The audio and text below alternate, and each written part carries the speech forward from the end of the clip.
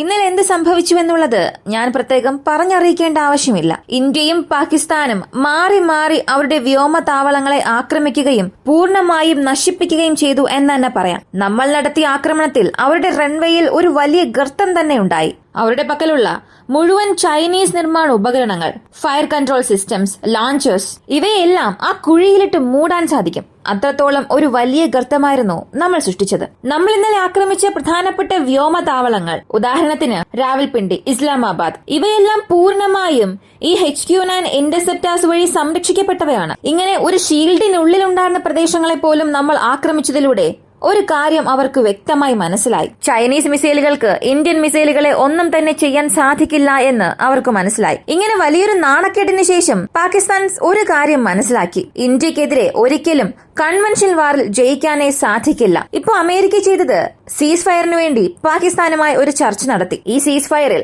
Pakistan, India രണ്ട് രാജ്യങ്ങളും ഐക്യത്തോടു കൂടി പോകണം എന്നുള്ള ഒരു ട്വീറ്റ് ട്രംപ് നൽകി. ഈ ഒരു ട്വീറ്റിനു ശേഷം ഇന്ത്യയുടെ മിനിസ്ട്രി ഓഫ് എക്സ്റ്റേണൽ അഫയേഴ്സ്, ഇന്ത്യയുടെ ഒഫീഷ്യൽസ്, സൈനിക നേതാക്കളെല്ലാം പറഞ്ഞത് ഞങ്ങൾ ഈ യുദ്ധം അവസാനിപ്പിച്ചു എന്ന്. എന്നാൽ ഇപ്പോ എന്ത് സംഭവിച്ചുവെന്നറിയണ്ടേ? കാശ്മീരിന്റെ ചീഫ് മിനിസ്റ്റർ ഒമർ അബ്ദുള്ള അദ്ദേഹം ഒരു ഞെട്ടിപ്പിക്കുന്ന ട്വീറ്റ് നൽകി. What the hell just happen to the ceasefire? ഇങ്ങനെയായിരുന്നു അദ്ദേഹത്തിന്റെ ട്വീറ്റ്. ഈ ഒരു ട്വീറ്റിന് ശേഷം കാശ്മീർ പ്രദേശത്ത് ഹെവി ആർട്ടിലറീസ് ഡ്രോൺ സ്ട്രൈക്ക് നടക്കാൻ തുടങ്ങി. പാകിസ്ഥാന്റെ തുടർച്ചയായുള്ള ഒരു ആക്രമണം അവിടെ സംഭവിക്കുകയാണ്. ഒരു സീസ് ഫയർ എഗ്രിമെന്റിനുള്ളിലേക്ക് വരികയും ഇപ്പൊ പെട്ടെന്ന് അവർ ആക്രമണവും നടത്തുന്നുണ്ടല്ലോ.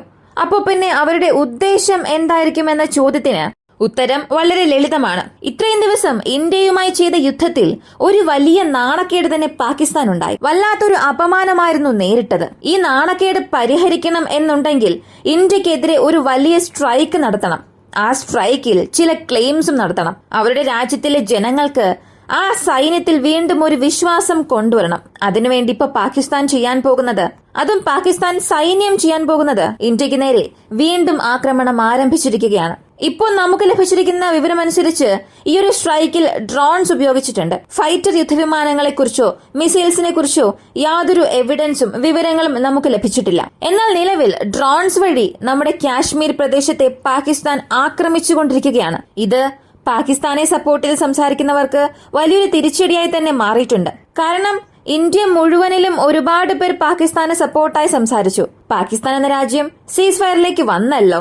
അവർ അവരുടെ തെറ്റുകളൊക്കെ മനസ്സിലാക്കി. നമ്മൾ എന്തുകൊണ്ട് അവർക്കൊരു അവസരം നൽകാൻ പാടില്ല എന്ന് പലരും ചോദിച്ചിരുന്നു. സത്യത്തിൽ പാകിസ്ഥാന് ഒരു അവസരം നൽകിയാൽ ഇതായിരിക്കും അവസ്ഥ. അവർക്ക് ലഭിക്കുന്ന IMF ലോൺ മുതൽ എല്ലാ പണവും ഇതിനു വേണ്ടി മാത്രമാണ് ചിലവാക്കുന്നത്. ഇതിനുശേഷവും ഇന്ത്യ ഉണർന്നില്ല എന്നുണ്ടെങ്കിൽ അത് നമുക്ക് വലിയൊരു ആപത്തിന് കാരണമാകും. ശരി, പാകിസ്ഥാൻസ് ഇപ്പോ ഈ ഒരു ചെറിയ ഡ്രോൺസ് ഒക്കെ ഉപയോഗിച്ച് എന്ത് ചെയ്യാനാണ് എന്ന് ചോദിച്ചാൽ, ഈ തുർക്കിയുടെ ചെറിയ ഡ്രോൺസ് എന്നത് വെറും സർവേലൻസിന് വേണ്ടി മാത്രമല്ല ഉപയോഗിക്കുന്നത്. ഈ ചെറിയ ഡ്രോൺസിൽ നിന്നും ഗ്രനേഡ്സ് പോലും ലോഞ്ച് ചെയ്യാൻ സാധിക്കും. ഓരോ ഗ്രനേഡും ഏകദേശം 5 മുതൽ 6 പേരുടെ ജീവൻ എടുക്കാൻ കഴിയും. അപ്പോ ഈ ഡ്രോൺസിനെ നമ്മൾ വെടിവെച്ച് വീഴ്ത്താതിരുന്നാൽ ഇത് സൈനികർക്ക് നേരെയും സിവിലിയൻസിന് നേരെയും വലിയ പ്രശ്നങ്ങൾ സൃഷ്ടിക്കും. ഇതിനകം തന്നെ പൂഞ്ച്, അഗ്നോർ പോലുള്ള പ്രദേശങ്ങളിൽ പാകിസ്ഥാൻ നമ്മുടെ സിവിലിയൻസിനെതിരെയുള്ള ആർട്ടിലറി ഷെല്ലിംഗ് നടത്തിക്കൊണ്ടിരിക്കുകയാണ്. ഈ സമയത്ത് ഡ്രോൺസിനെ ഒന്നും നമ്മൾ ഏതൊരു കാരണവശാലും മിസ് ചെയ്യാൻ പാടില്ല. ഡ്രോൺസിനെ തടയാൻ വേണ്ടിയല്ലേ വ്യോമ പ്രതിരോധ സംവിധാനം ഉപയോഗിക്കുന്നത്? ഇന്റർസെപ്റ്റർ മിസൈൽസ് എല്ലാം ചിലവാകുന്നത് അതിനുവേണ്ടിയല്ല എന്നൊക്കെ നിങ്ങൾക്ക് ചിന്തിക്കാം. അതെ, ഇന്റർസെപ്റ്റർ മിസൈൽസിന്റെ ജോലി അതാണ്. ഡ്രോൺസിനെ ഇന്റർസെപ്റ്റ് ചെയ്യുക എന്നതാണ് ജോലി. ഏരിയൽ ടാർഗറ്റ് എന്ത് തന്നെ ആയാലും അതിനെ ന്യൂട്രലൈസ് ചെയ്തേ മതിയാവുകയുള്ളൂ. കൂടാതെ ഓരോ ടാർഗറ്റിനനുസരിച്ചതുപോലുള്ള വ്യോമ പ്രതിരോധ സംവിധാനങ്ങൾ നമ്മുടെ പക്കലുണ്ട്. ഇവയ്ക്കെല്ലാം നമ്മൾ S-400 ഉപയോഗിക്കില്ല, അല്ലെങ്കിൽ ബറാഖ് 8, ഇനി ആകാശ്, ഇവയൊന്നും ഉപയോഗിക്കാൻ പോകുന്നില്ല. ചെറിയ രീതിയിലുള്ള സമർ പോലുള്ള എയർ ഡിഫൻസ് സിസ്റ്റം നമ്മുടെ പക്കലുണ്ട്. അതായത് റഷ്യൻസിന്റെ പക്കൽ നിന്നും ബാക്കി വന്ന air to air missiles, R-73 എന്ന എയർ ടു എയർ മിസൈൽസ് നമ്മൾ സർഫസ് ടു എയർ മിസൈലാക്കി മാറ്റുകയും ഇന്ത്യൻ വ്യോമസേന സമർ എന്ന വ്യോമ പ്രതിരോധ സംവിധാനം നിർമ്മിച്ചു. അപ്പോ ഇന്ത്യ മുഴുവനും ഈ ജുഹാഡ് ഉണ്ട്. അങ്ങനെയാണ് ഇന്ത്യ ജുഹാഡിലേക്ക് വന്നത്. ജുഹാഡ് എന്ന് പറഞ്ഞാൽ എന്താണോ ഉള്ളത് അത് ഉപയോഗിച്ച് നമ്മുടെ ആവശ്യങ്ങൾ പൂർത്തിയാക്കുക. അതനുസരിച്ചാണ് എക്സ്ട്രാ സ്റ്റോക്ക് പൈൽസിലുള്ള എയർ ടു എയർ മിസൈൽസ്. ഇത് നമ്മൾ വിമാനങ്ങളിൽ ഉപയോഗിക്കാൻ പോകുന്നില്ല. കാരണം ഇതിന്റെ അഡ്വാൻസ്ഡ് ആയിട്ടുള്ള R-73 മിസൈൽസ്, ഇന്ത്യയുടെ ആസ്ട്ര സീരീസ്, കൂടാതെ ഇസ്രായേൽ, ഫ്രാൻസ് ഇവർ നിർമ്മിച്ച മിസൈലുകൾ എല്ലാം നമ്മുടെ പക്കലുണ്ട്. അപ്പോ ഈ പഴയ R-73 നമ്മൾ മോഡിഫൈ ചെയ്ത് ഇന്ത്യയിൽ സർഫേസ് ടു എയർ മിസൈലാക്കി മാറ്റിയിട്ടുണ്ട്. ഇതാണ് നമ്മുടെ ജുഹാഡ്. കൂടാതെ നമ്മൾ ചെയ്യുന്നത് L-70 എന്ന ഗൺസിൽ ഫയർ കൺട്രോൾ സിസ്റ്റവും റഡാർസും ഉപയോഗിച്ച് അതുവഴിയും ഡ്രോൺസിനെ നശിപ്പിക്കുന്നുണ്ട്. ഇപ്പോ ഇന്ത്യയിലെ വ്യോമ പ്രതിരോധ സംവിധാനങ്ങളെ സംബന്ധിച്ച് ഇന്റർസെപ്റ്റേഴ്സ് ചിലവാക്കുന്നതിനെ കുറിച്ചോ നമ്മൾ ചിന്തിച്ചിട്ട് കാര്യമില്ല. അങ്ങനെ ചിന്തിക്കാനും പാടില്ല. നമ്മുടെ പക്കൽ കോടിക്കണക്കിന് ബജറ്റുണ്ട്. ഈ ബജറ്റ് ഉപയോഗിച്ച് നമുക്ക് എത്ര ഇന്റർസെപ്റ്റേഴ്സ് വേണമെങ്കിലും ആഭ്യന്തരമായി നിർമ്മിക്കാൻ സാധിക്കും. ബറാക്ക് 8ന്റെ ഇന്റർസെപ്റ്റേഴ്സ് ആഭ്യന്തരമായി നിർമ്മിക്കുകയാണ്. ആകാശ് എയർ ഡിഫൻസ് സിസ്റ്റത്തിന്റെ ഇന്റർസെപ്റ്റേഴ്സും നമ്മൾ ആഭ്യന്തരമായി നിർമ്മിക്കുകയാണ്.